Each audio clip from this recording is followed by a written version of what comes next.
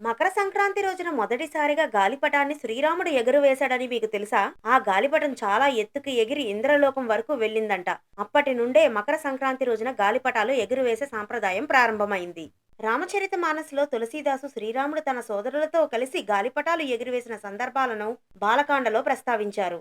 మకర సంక్రాంతి రోజునే భగీరథుడు తన పూర్వీకులకు తర్పణం సమర్పించేందుకు గంగానదిని భూమిపైకి ఆహ్వానిస్తాడు. కాబట్టి మకర సంక్రాంతి రోజున గంగానదిలో స్నానం చేస్తే పుణ్యఫలాలను పొందుతారంట. సూర్యుడు ధనుర్రాశి నుంచి మకర రాశిలోకి ప్రవేశించే కాలమే మకర సంక్రమణము. ఈ సంక్రమాన్నే మకర సంక్రాంతి అంటారు. మకర సంక్రమణం నుండి ఉత్తరాయణ పుణ్యకాలం ప్రారంభం అవుతుంది. 12 నెలల సంవత్సర కాలంలో 6 నెలల దక్షిణాయనము దేవతలకు ఒక రాత్రి, 6 నెలల ఉత్తరాయణము దేవతలకు ఒక పగలు. అంటే దేవతలు మేలుకొనే కాలము ఉత్తరాయణ పుణ్యకాలము.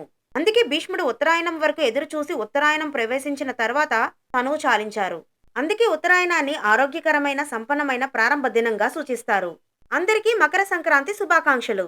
మరి వీడియోని లైక్ చేసి ఛానల్ని ఫాలో అవ్వడం మర్చిపోకండి.